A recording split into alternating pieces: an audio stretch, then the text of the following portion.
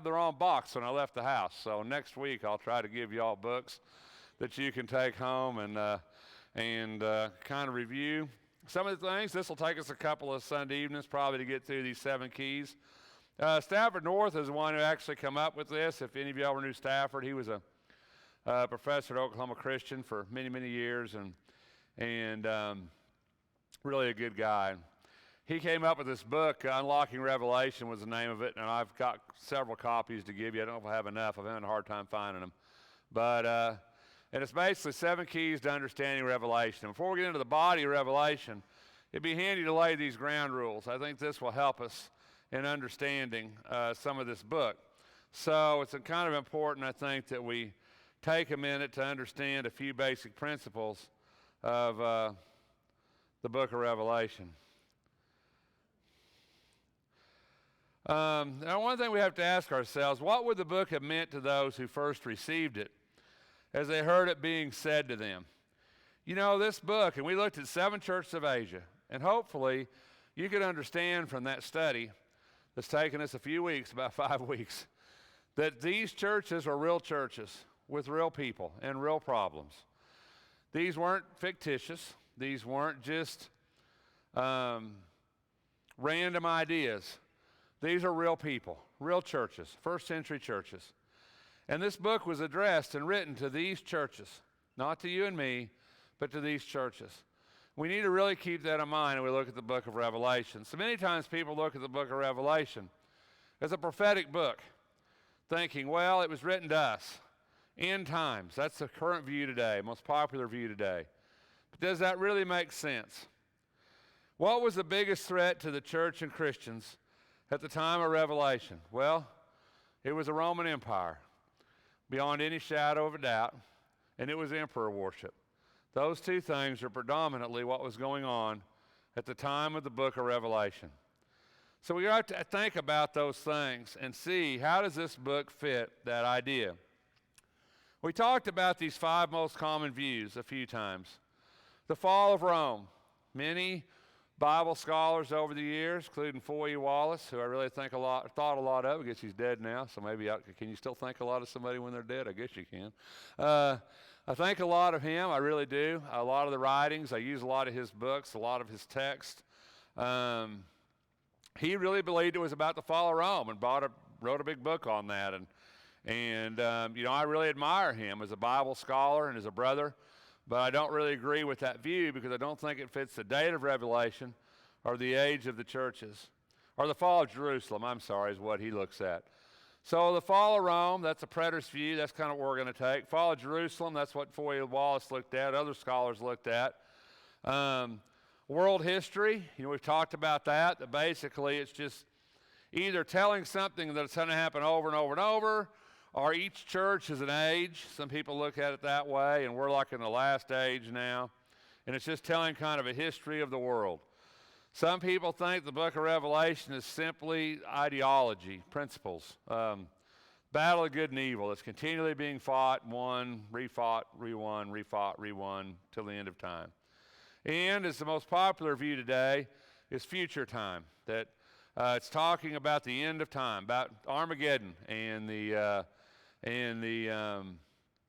1,000-year reign on earth, the millennial kingdom. We hear those words. Millennialism, we call that, or dispensationalism.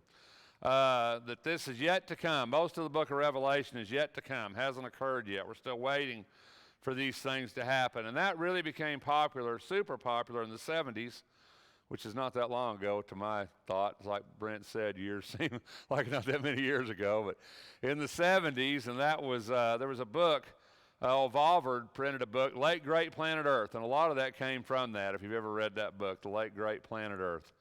But so let's look at these things. Number one, we have to understand that the book of Revelation is written in figurative language. And when that happens, you always have to ask yourselves what it says, what it means. We use figurative language all the time. We don't think anything about it, whether you realize you do or you don't realize you do. You say you're freezing to death. Well, you know you're not going to die, right? That's figurative language. Raining cats and dogs, right?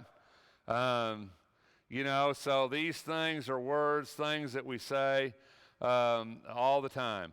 In the book of Revelation is no different. It talks about the sun going dark, woman standing on the moon, dragons, rivers of blood, city in the shape of a cube. We call that apocalyptic language, and it's not new to the Bible. That's something that a lot of people, I think, don't realize, because people get so entrenched in the New Testament, they think, oh, that's new, but it's ancient. Read the book of Ezekiel, book of Isaiah, Jeremiah. A lot of those prophets used figurative language, especially Ezekiel. Matter of fact, in my one Bible I had, if you looked up UFO in the back of it, it said, see Ezekiel. So the truth is that a lot of apocalyptic language in the Bible. So what does it say? What does it mean? Things we have to ask, and we're going to be asking ourselves repeatedly. The second key to Revelation is that it says it's going to shortly come to pass. Revelation 1:13 says the time at his hand. 3:11, I come quickly. Things must shortly come to pass. I come quickly. 22:10, seal not up the prophecy of this book, for the time is at hand. We're going to look at that in relation to Daniel when he told Daniel to seal it up. I come quickly, Revelation 22:12, 22:20. Over and over in the book of Revelations, these things are going to happen quickly, going to happen shortly, not 2,000 years from now, but they're going to happen quickly. Isaiah 19:1, we'll look at that scripture a little bit. Behold, the Lord rides on a swift cloud, is coming to Egypt. And basically that meant it's going to happen soon. And once again, apocalyptic language out of the book of Isaiah. Literally, the Lord did not ride on a swift cloud to Egypt. Nobody saw him coming on a cloud. Egypt was destroyed, but the principle there is that the Lord's coming. He's coming quickly. He's riding on a swift cloud. Figurative language, apocalyptic. Call that apocalyptic language, figurative language, and it's all over in the Bible if you look for it. The third key is that Revelation was given to comfort persecuted Christians. And that's exactly what it is. Revelation is a book of comfort. It's not a book of terror. The world wants to make it be a book of terror.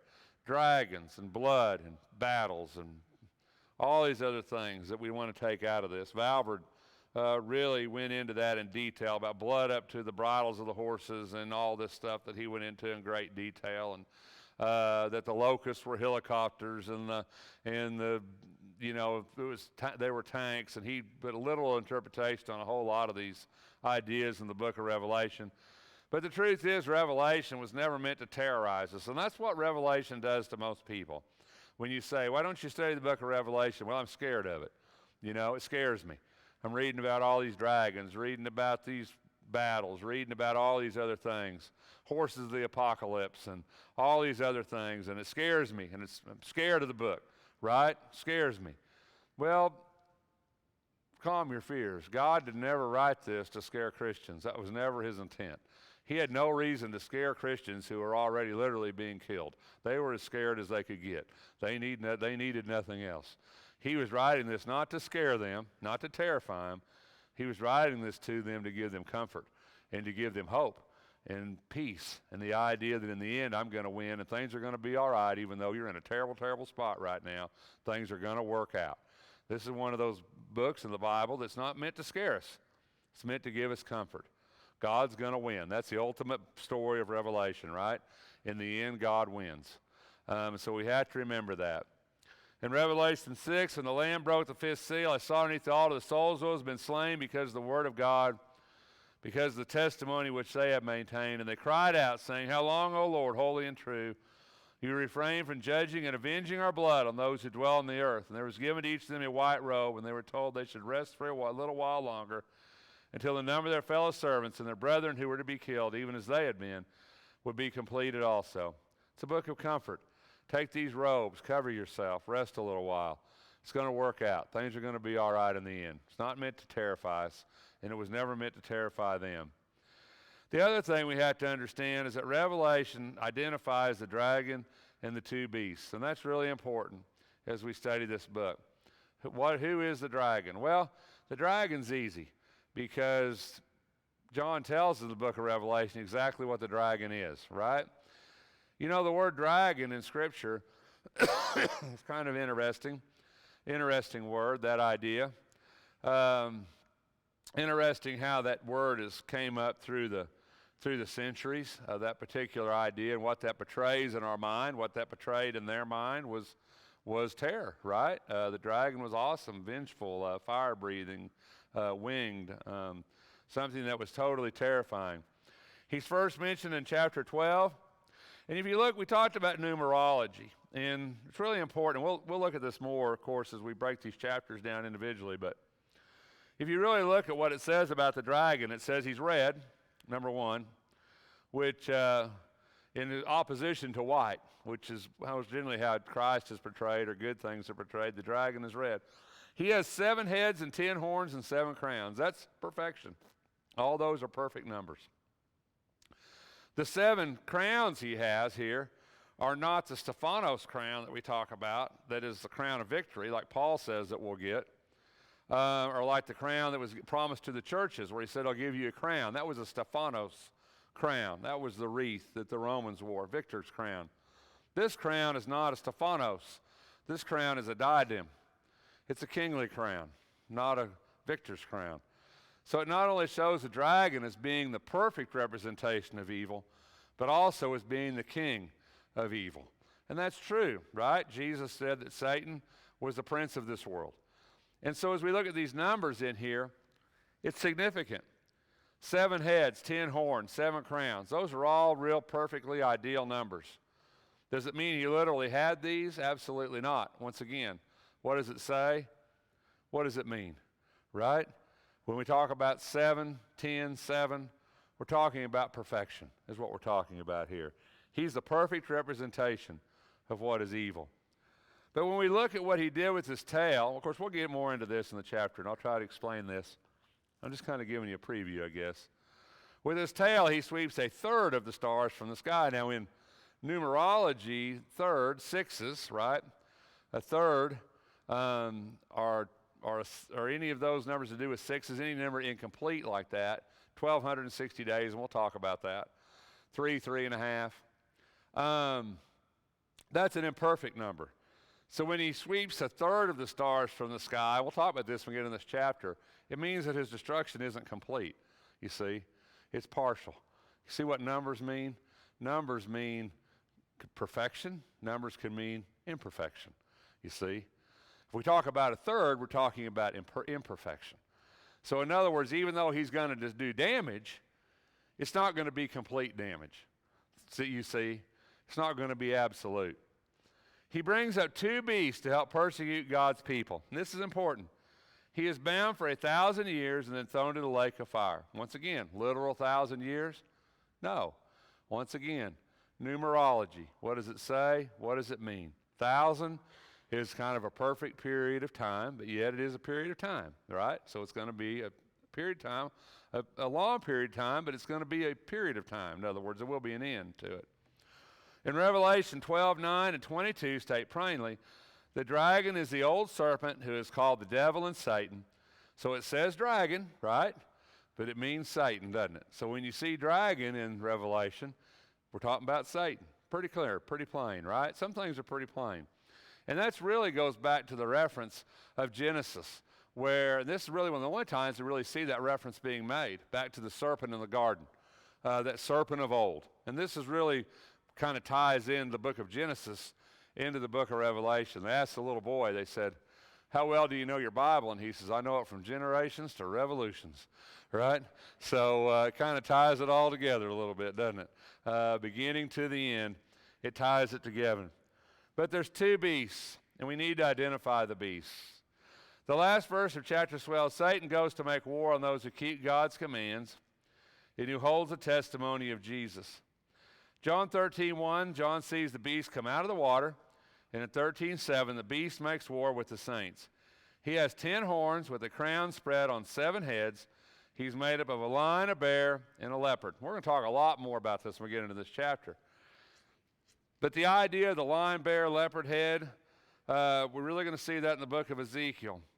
Once again, he's pretty perfect, isn't he? 10 horns, right? Pretty much perfection.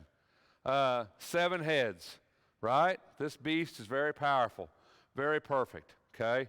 That's what that means. So we're literally looking for a beast with 10 horns and 7 heads. No, we're not, right? what we're looking for is a representation of what that beast is. What is that beast, right? What is it for sure? What's coming up? Daniel 7, the 4 beasts represent 4 kingdoms, a lion, a bear, a leopard, and a beast with 10 horns. It appears the first beast is the Roman Empire. Okay, but let's look for more clues. It blasphemes God. It makes war on the saints. It reigns over every tribe, people, language, and nation. And the inhabitants of the earth worship the beast. So let's see, does that fit Rome? Does that fit the Roman Empire? Because that's what the beast does. He blasphemes God, so he talks falsely about God. He makes war on the saints. You got to remember, Christians are being persecuted now by the Roman Empire for their faith because they refuse to worship the emperor. He reigns over every tribe, people, language, and nation. In biblical sense, Rome ruled the known world. Rome ruled the whole world. They ruled over everybody in a biblical sense. Paul says the gospel's been preached to the whole world. Now, you and I don't look at it that way, and we should, because you and I look at it through 21st century eyes. To us, the whole world is that globe we see spinning from space that has everybody on it. In the Bible, that's not what the world means, okay? That's not their world. It's you, it's their world, it's me and your world. But in a biblical sense, that's not their world. When Jesus said it'll be preached to the whole world, Paul says the gospel has been. In Paul's time, Paul said the gospel had been preached to the whole world. That's what it means, to the known world. That's what we're talking about here. And the inhabitants of the earth worshiped the beast, and they did at this time. Emperor worship had become extremely prevalent by this time. He has 7 heads, 7 kings. 5 have reigned, 1 is reigning, 1 is yet to reign. It represents 7 hills. Well, as we go through Revelation 17, I'm going to show you this better. I'm going to give you the book, and if you read the book, he's going to explain a little more detail than I'm going to do tonight preaching it to you. But we know these things. It represents 7 hills. Rome was in power when John wrote the book, and Rome, oddly enough, is located on 7 hills.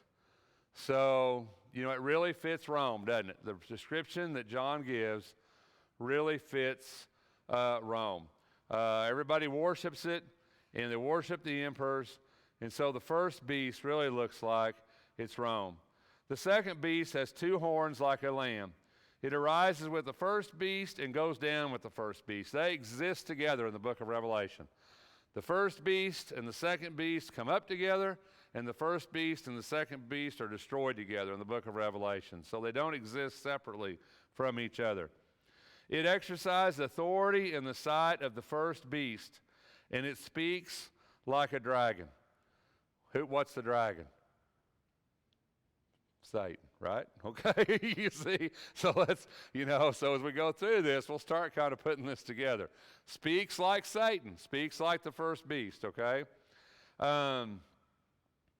It says it has one mission, to set up images or statues of the heads of the first beast and force people to worship them. He even kills those who refuse to worship the beast.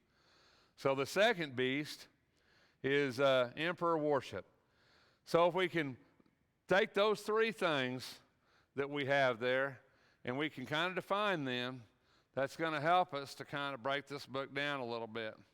And so if we get the dragon is Satan, we know that. We can deduce the first beast is the Roman Empire because it sits on 7 hills. The kings who reign and will reign, we'll talk about that a little bit. Other clues from the book of Revelation.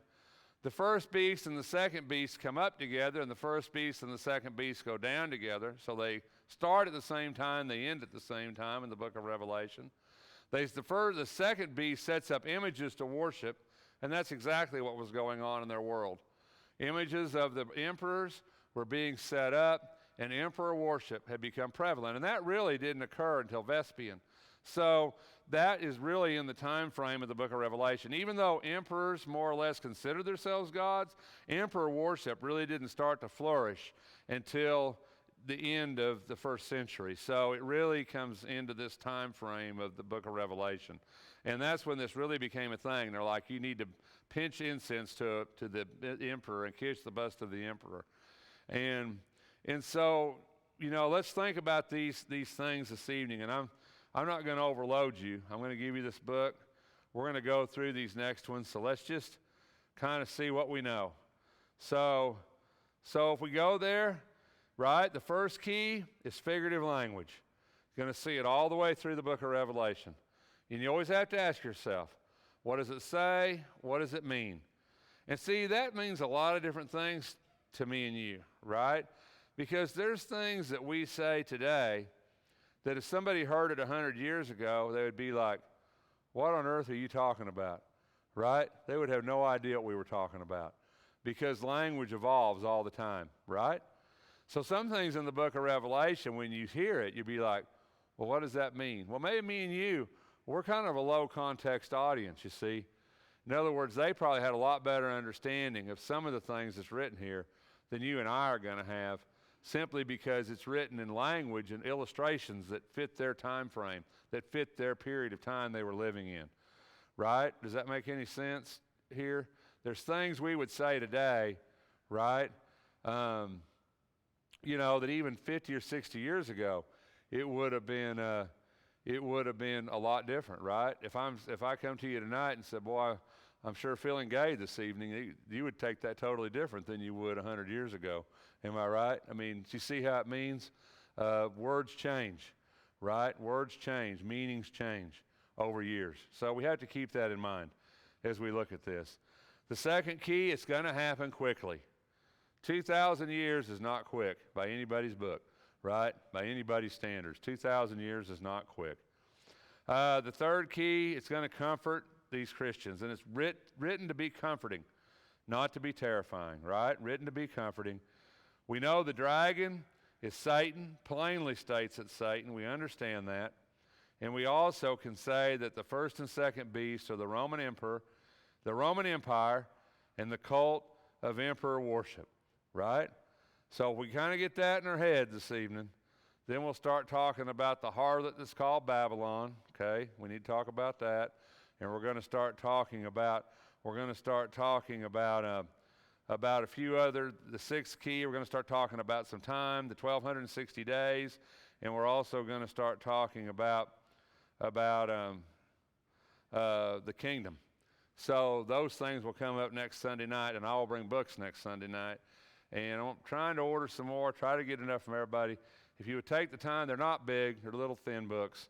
If you'll take time to read them and put it in line with what I'm telling you, then I think when we get into the body of the book of Revelation 2 weeks from now, that things might make more sense before you ever start. Does that make you know what I'm saying? You know, let's try to get some ground rules set before we start so we don't just dive off and throw ourselves into the pit. So anyway, I hope you find that informative. And if there's anything we can do to help you, would you let it be known while we stand?